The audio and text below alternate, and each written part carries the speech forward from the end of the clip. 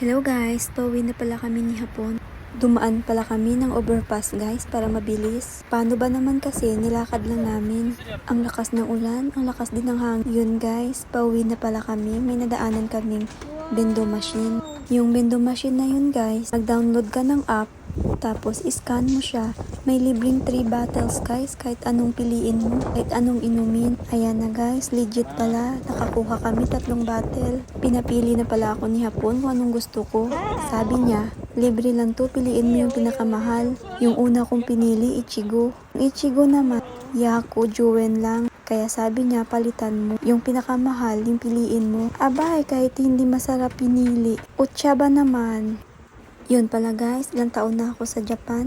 Hindi ako mahilig uminom ng utsa.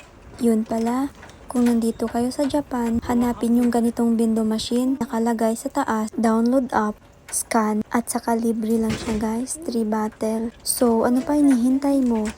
Try mo na. Sayang din, yung 3 bottle namin. Puro Yaku na Juen. Kaya, naabot din siya ng Goyakuen Gorai. Diba malaki na yun? Kaya pag nasa Japan ka rin, try mo rin. Yun pala yung Suntory vending machine lang po. Hindi lahat ng vending machine mayroong ganito. Basta pag may nakita kayong nakalagay na 3 bottles sa taas, yun na yun.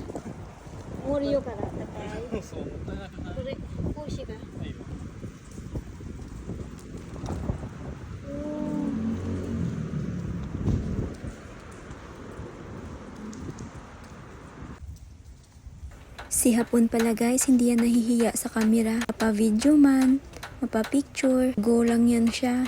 Tapos, siya yung taga-video ko, hindi nagre-reklamo. Abay, magreklamo ba naman? Sa labas ka matulog. Char.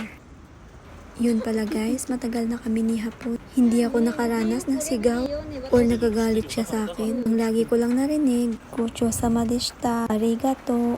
Napaka sobrang bait. Yun pala guys, tapos na kami dito. Uwi na kami. Bye! Follow nyo pala kami guys for more videos. Thank you for watching! Yun lamang po for today's video. Bye!